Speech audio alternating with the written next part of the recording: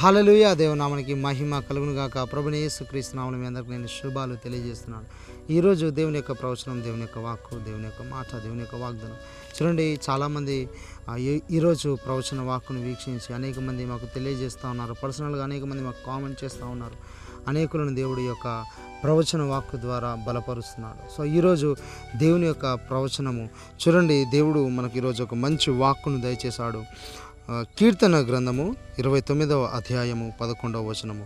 యెహోవా తన ప్రజలకు సమాధానము కలుగజేసి వారిని ఆశీర్వదించును.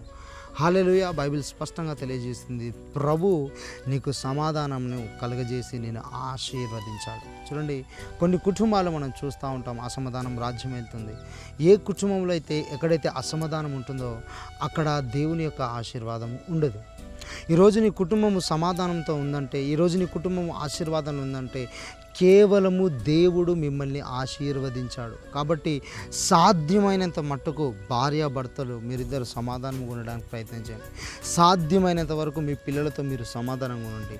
సాధ్యమైనంత వరకు మీ వలన అయినంత వరకు సమాధానముతో మీరు ఉండడానికి మీరు ప్రయత్నం చేసినప్పుడు దేవుని యొక్క ఆశీర్వాదాన్ని మీరు చూస్తారు. చాలామందికి తెలియదు ఎందుకు సాతానుడు దాడి చేస్తాడంటే, ఎక్కడైతే అసమాధానము ఏ కుటుంబంలో అయితే ఉంటుందో ఆ కుటుంబంలో సాతాను నీచ కార్యాలన్నీ, సాతాను కార్యకలాపాలన్నీ బహుబలంగా జరుగుతాయి. ఈరోజు ఈ ప్రవచన వాక్కు నీకే. దేవుడు మీ కుటుంబంలో ఈరోజు సమాధానము కలుగజేస్తున్నాడు. ఆయన మిమ్మల్ని ఆశీర్వదిస్తున్నాడు.